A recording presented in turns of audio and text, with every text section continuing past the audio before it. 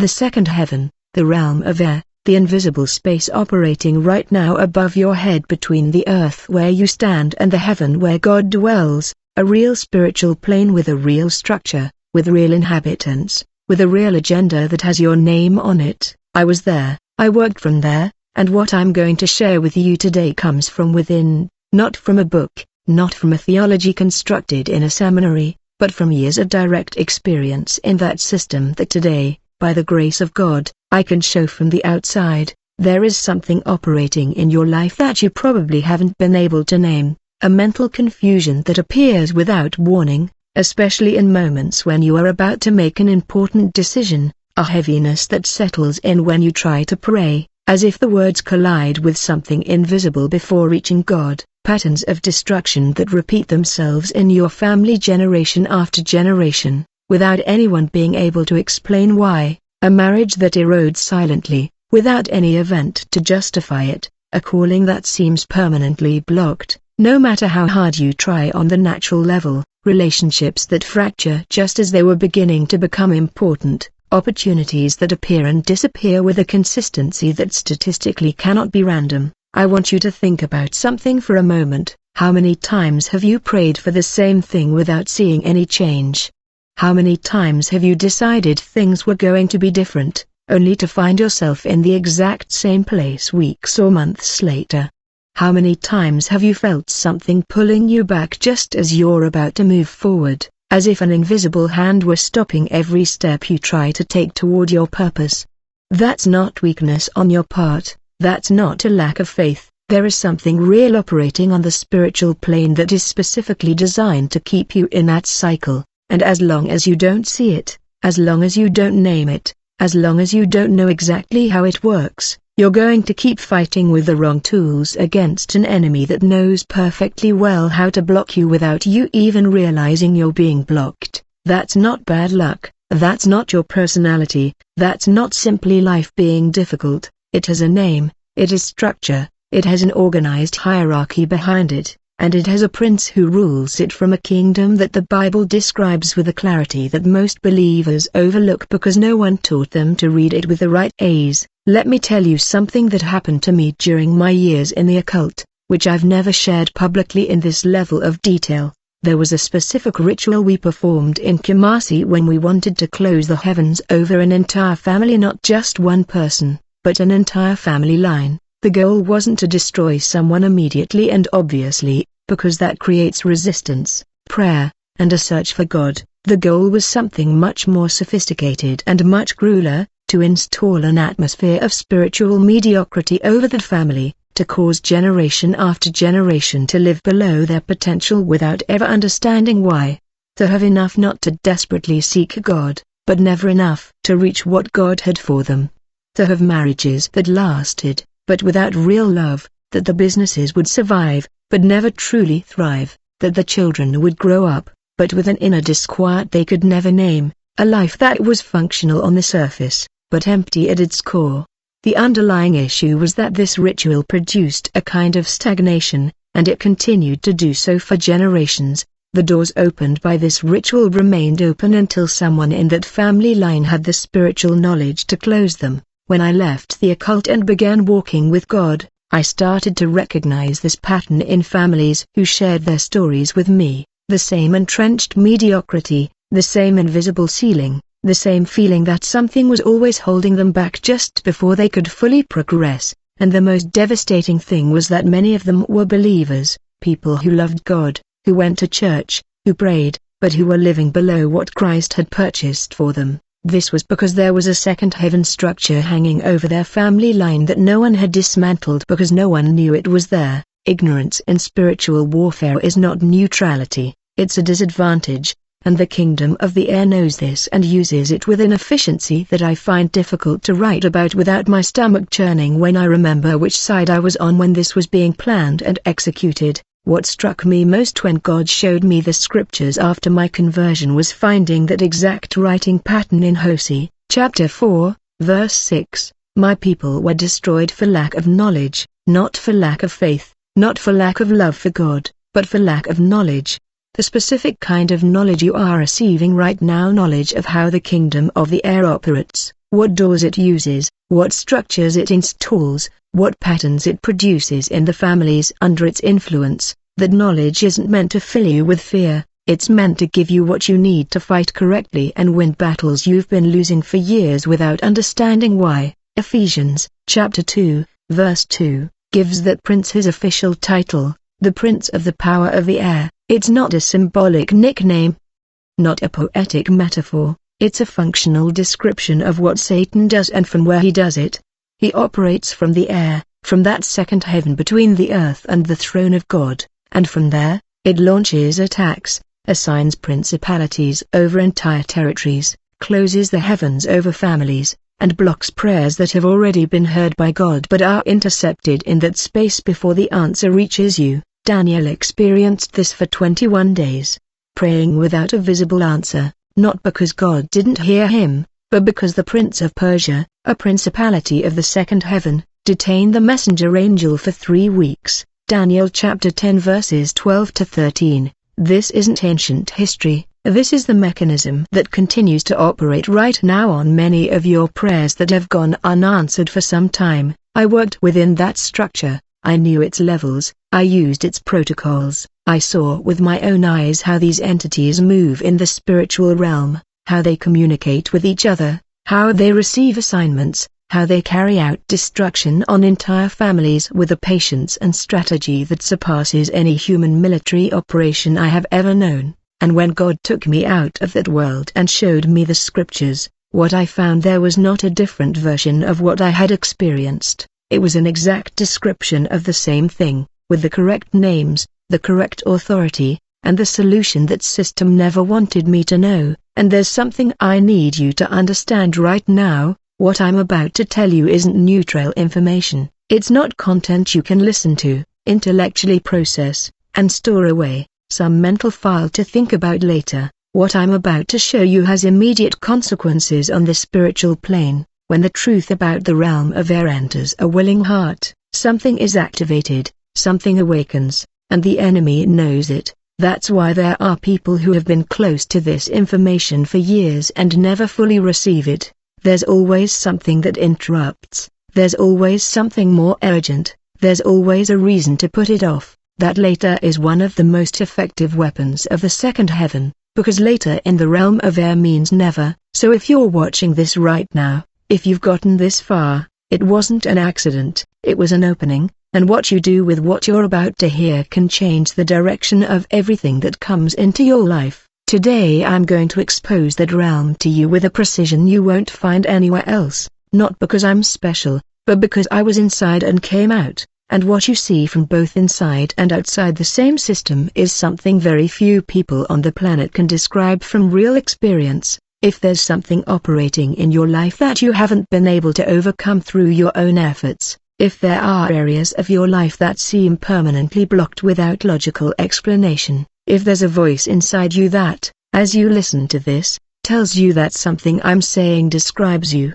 don't move, because what follows may be the missing piece you've been missing to understand everything you've been experiencing and, more importantly, to know exactly how to overcome it. There's something the air realm does with a consistency I've observed for years from within, and I think it's important for you to know before continuing. These spirits study people, not casually, but systematically and patiently. They know your breaking points, they know what kind of thinking paralyzes you, they know which area of your life is most vulnerable right now, they know which relationship is most fragile, they know which dream matters most to you and, therefore, hurts the most when it's blocked, and they use that knowledge to design personalized attacks that don't seem like spiritual attacks, but simply life being difficult in the exact areas where it hurts the most. When I participated in assignment rituals where spirits were sent against specific people, part of the process was a preliminary assessment,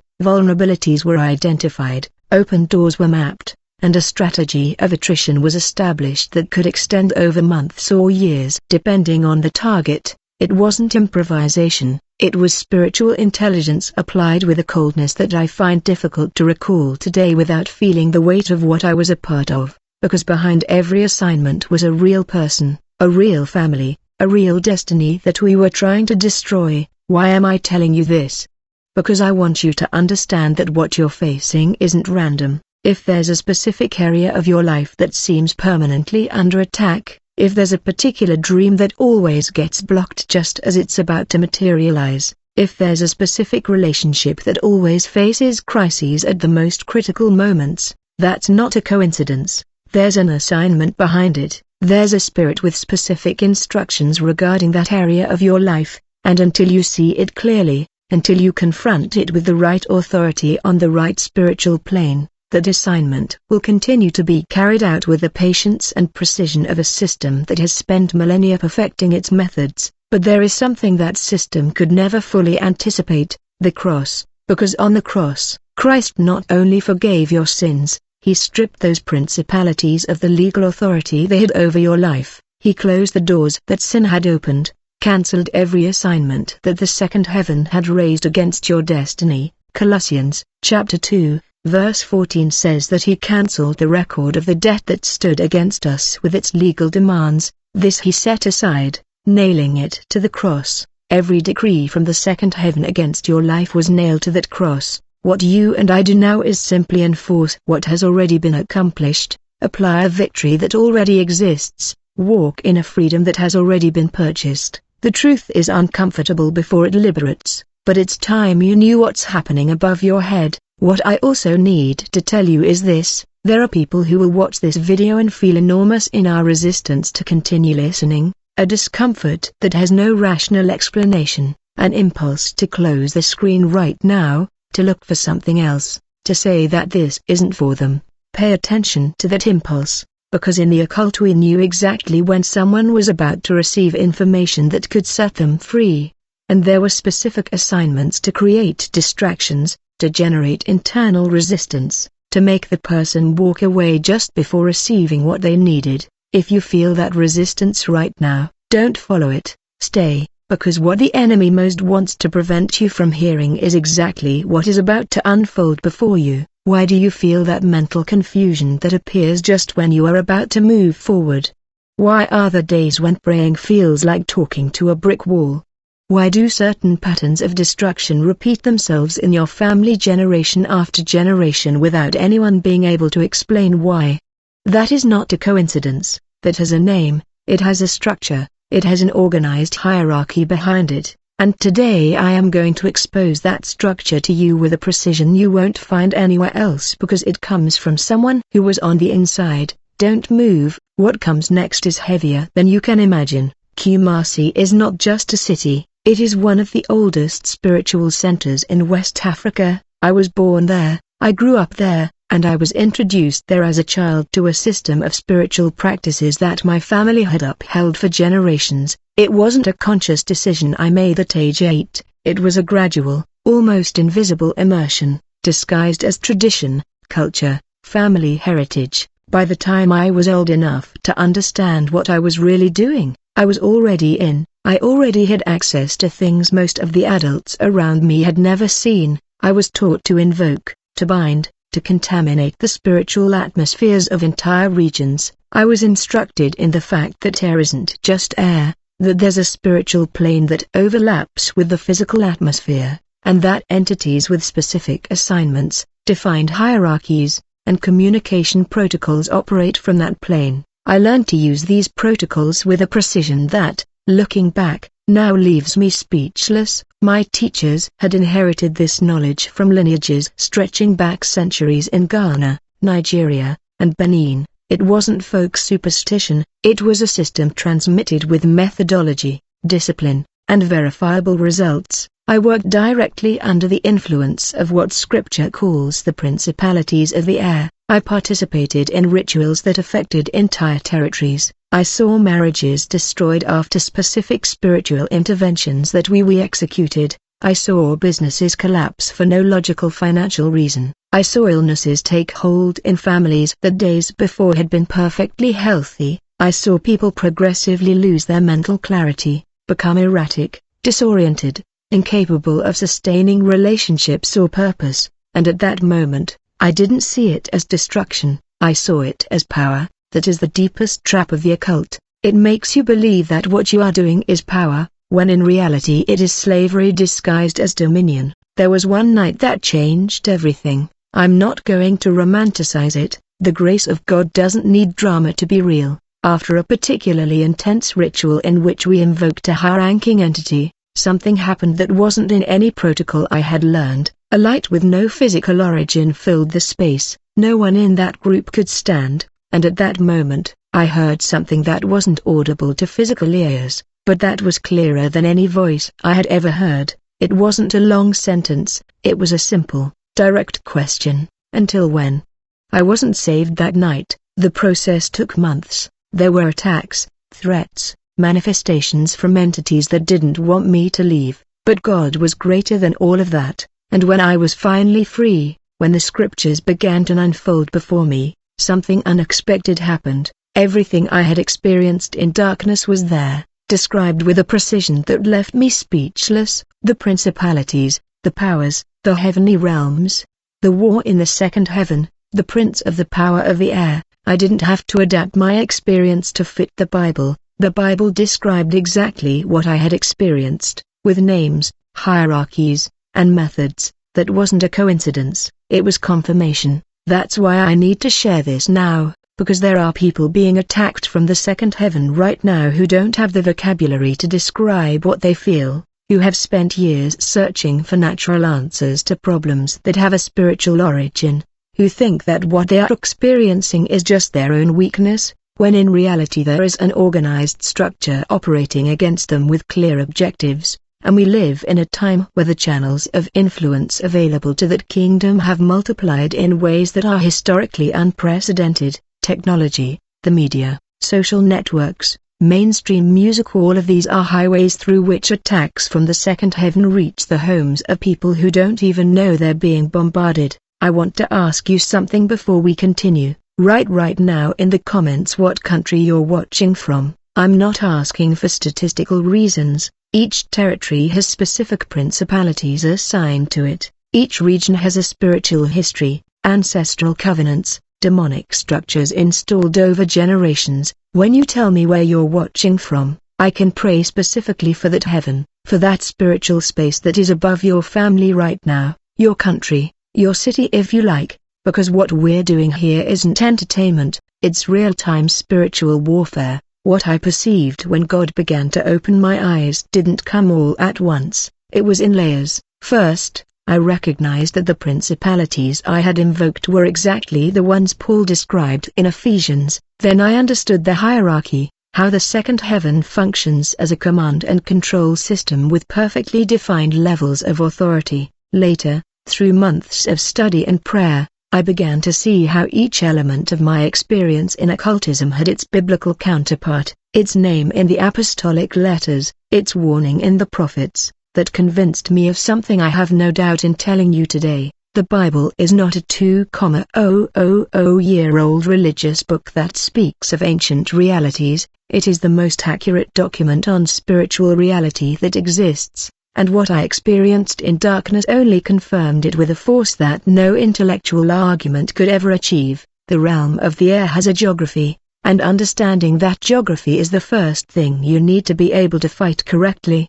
because you cannot wage war in territory you do not know. When I was involved in the occult, one of the first things I was taught was exactly that, the structure of spiritual space, and what I was taught, even though I came from darkness, was a distorted reflection of something the Bible describes with complete clarity. There are 3 heavens. The first is the physical atmosphere, what you see when you look up, where the clouds are, where the birds fly, where the airplanes circle. That is the first heaven. The third is where God dwells, the place where the throne of the Most High is, where Christ is seated at the right hand of the Father right now, the place where Paul was caught up according to 2 Corinthians, chapter 12, verse 2, and from which he said he heard words that man was not permitted to utter. That is the third heaven, but between those two, there is something that most believers completely ignore, and that ignorance costs them dearly. There is a second heaven, an invisible spiritual space that overlaps with our physical atmosphere.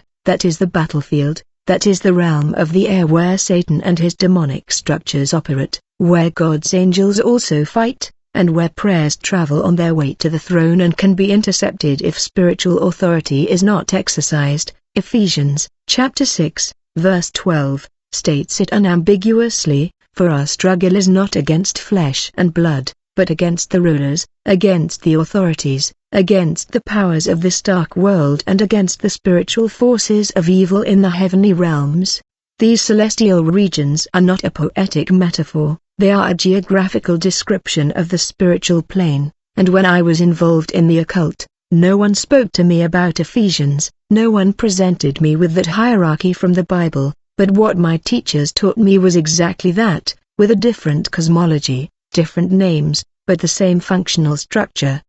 Principalities over nations, powers over regions, governors over systems, lesser demons over individuals and families, everything organized, everything assigned, everything operating from that second heaven. How this works in practice is something very few explain honestly. The second heaven operates as a spiritual communication network. Everything that travels through the physical are radio waves, internet signals, satellite transmissions, but also the words you speak, the thoughts you verbalize, the declarations you make aloud. All of that passes through that space where these entities have access and influence, not absolute control, because God does not allow it over His children, but rather the capacity to interfere, to contaminate, to add spiritual weight to things that at the level natural things seem neutral. One of the fundamental principles I was taught in the occult was exactly this: words have power because they travel to the second heaven. That's why spells are spoken aloud,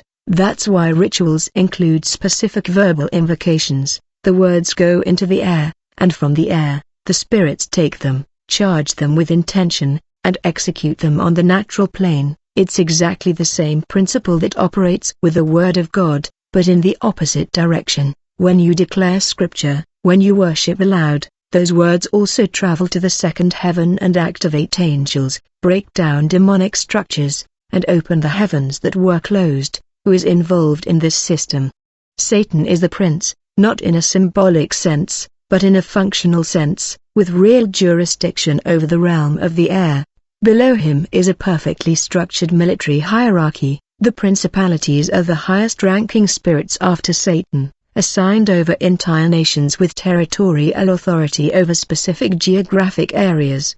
The powers are rulers over smaller regions, cities, and institutional systems. The rulers of darkness control ideologies, social movements, government structures, the media, and educational systems, and finally, the spiritual hosts of evil are the lower-ranking demons who carry out direct attacks against individuals and families. Each level has its function, each level has its assignment. When I worked in the occult, I knew exactly which level of that hierarchy to address, depending on the type of result I needed. If I wanted mental confusion over a person, I invoked one type of spirit. If I wanted to destroy a marriage, another. If I wanted to close the heavens over an entire region, there was a different protocol for that. It was a system, not improvisation. The first signs that you are being attacked from this realm are remarkably commonplace, and that is not accidental. Discretion is part of the strategy. I was explicitly taught that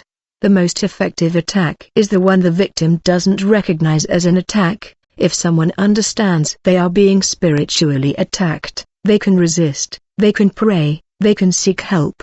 But if what you're experiencing seems completely normal, if it seems like work stress, clinical depression, ordinary anxiety, a rough patch, a natural crisis, then you're not going to fight it spiritually. You're going to look for natural solutions to a supernatural problem, and you'll never find the real way out because you're looking in the wrong place.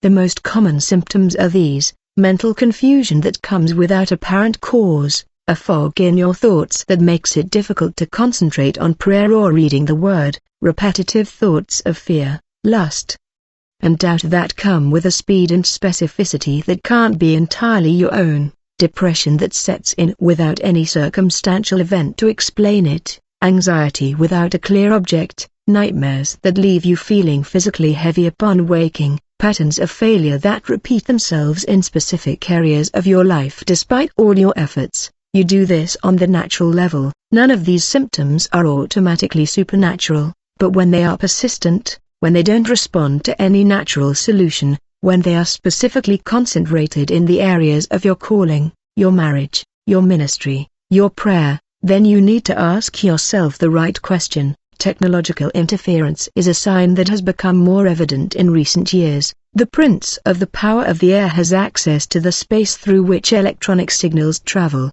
Have you noticed that just when you are in a moment of real breakthrough in prayer, just when something is moving in the spirit, the internet fails, the phone rings with something that pulls you out of that moment, the worship music cuts out?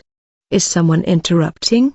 I have seen this in deliverance meetings with a consistency that cannot be statistically random. Just when someone is about to be set free, something goes wrong in the physical environment, the sound cuts out, there is sudden chaos, a perfectly timed distraction. All of this is orchestrated from the second heaven by entities that know the key moments and use everything available to disrupt them. The media is one of the most sophisticated weapons of this realm. Music that glorifies rebellion, TV series that normalize sin, movies filled with occult iconography that most people consume without understanding, social media designed to produce constant comparison and existential emptiness. All of these are channels through which the second heaven injects spiritual contamination directly into the homes of people who think they are only seeking entertainment. When I was involved in the occult, we knew this perfectly. We knew that if we could control what enters a person's eyes and ears,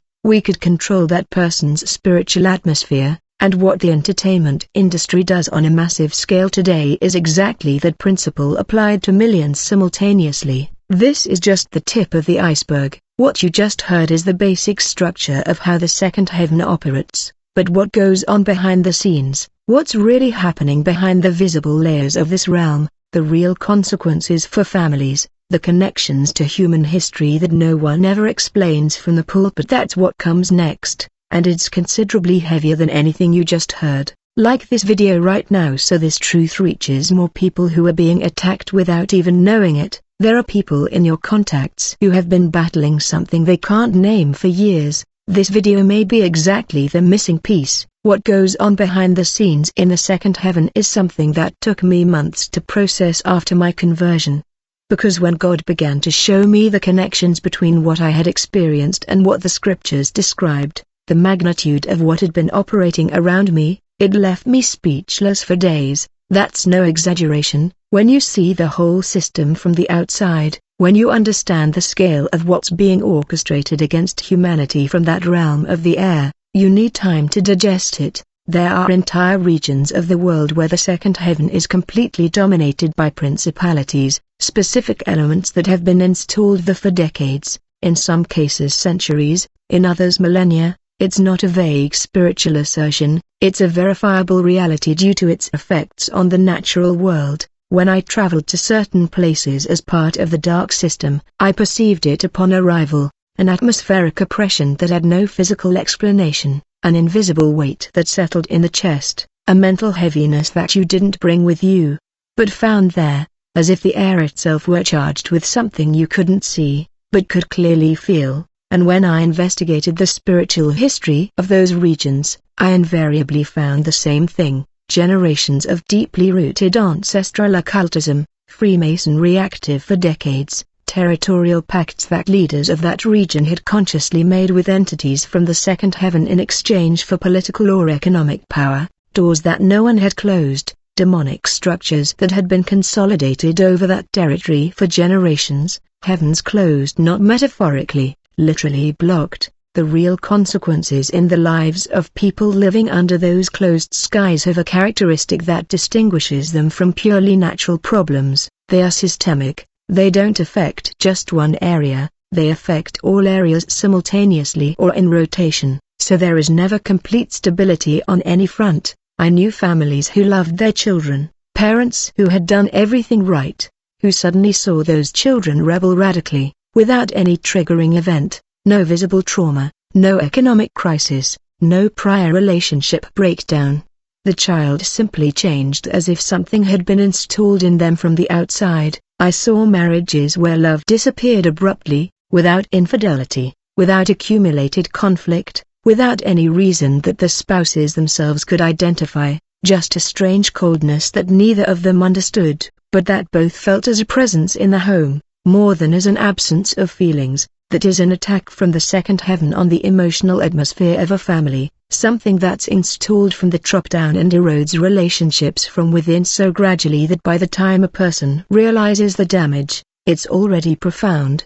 I've seen businesses collapse for no financial reason. Competent entrepreneurs with ample capital and viable ideas, watching their projects crumble due to coincidences that statistically couldn't be random. Every time they took a step forward, something would appear that pushed them 3 steps back. An unexpected illness at the crucial moment, a partner who betrayed them just as the business was taking off, a major client who cancelled without explanation, consistent time and time again, with a precision that chance cannot explain. Behind it all is a spirit with a specific assignment of financial destruction operating from the second heaven upon that life or that family. What no one tells you is that these spirits are patient, strategic. They don't work in obvious or dramatic ways because it's not in their best interest. A spectacular attack alerts the person, a gradual attack wears them down without them being able to defend themselves. I was taught this in occultism as a fundamental principle of operation: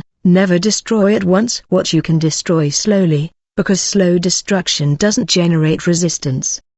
The person gets used to the level of pain, normalizes the oppression, stops believing that things can be different, and ends up living below their purpose without ever understanding why. That is exactly what the realm of air wants: a resigned, confused humanity, without the spiritual energy to fight back, convinced that what they experience is simply life. The hidden connections this realm has with human history are something that impacted me in a way I still feel when I think about it. The so-called gods of ancient civilizations are not mythological figures, nor are they poetic inventions of cultures that didn't understand the natural world and needed supernatural explanations for the phenomena they observed. They are real principalities of the second heaven that manifested themselves to those civilizations with a clearly defined agenda, to receive worship in exchange for knowledge and power. When I was involved in the occult, we invoked entities that in other traditions bore names that anyone would recognize from history or mythology books, and they manifested with consistent characteristics from one invocation to the next, with defined personalities, with specific demands that never changed. This is not collective imagination or cultural construct, it is real contact with real spirits that have been actively operating for millennia. Egypt is the example that God most clearly showed me after my conversion. The entire civilizational structure of that empire was built on the foundation of active and sustained relationships with principalities of the air. The pharaohs were not just political kings. They were priests, kings who mediated between the people and these enti. The rituals practiced in the temples were empty ceremonies. Real spiritual transactions were, in exchange for systematic worship, sacrifices, and institutional obedience. These principalities provided knowledge that surpassed the natural technology of the time, power over other nations, and stability of the control system, and the consequence was exactly what the Bible documents: an entire nation under slavery, external grandeur built on internal destruction. Rome followed the same pattern, Greece too, Babylon as well. All these great civilizations had the same principalities of the second heaven operating at their apex, receiving institutional worship and delivering in return power that eventually turned against the very people who had sought it, and these spirits did not, they disappeared with those civilizations. That's what you need to understand. They just changed their strategy, they just updated their methods. The same principalities that operated over Egypt operate today over systems that seem completely modern and secular, only today they don't need temples with explicit idols, they have entire industries. The entertainment industry is one of their most efficient and most underestimated channels. Many massively famous artists are under active pacts with entities from the second heaven. I don't say this as a metaphor or as an unfounded accusation. I say it because I was at rituals where people representing public figures in entertainment made specific spiritual transactions to obtain platforms of massive influence. In exchange for fame, reach, sustained success, they became channels. What they produce isn't just music, It isn't just movies, it isn't just videos, it's spiritually charged with an intention that the consumer never sees, but that operates on them nonetheless. The lyrics, the frequencies, the visual iconography, the symbols that appear on stage and in the videos, everything has a purpose of atmospheric pollution on a massive scale. When millions of people simultaneously consume this content, the effect on a region's spiritual well-being is real and has concrete manifestations in the natural world. Churches fragment without clear theological reason, youth rebel with an intensity that defies ordinary generational explanation, immorality is not only practiced but defended with an aggressiveness that transcends normality, identity confusion multiplies. All of this is connected. These are not independent social phenomena that coincide in the same historical period, they are the effects of a coordinated operation from the spiritual realm, using the most efficient channels that kingdom has had available throughout human history.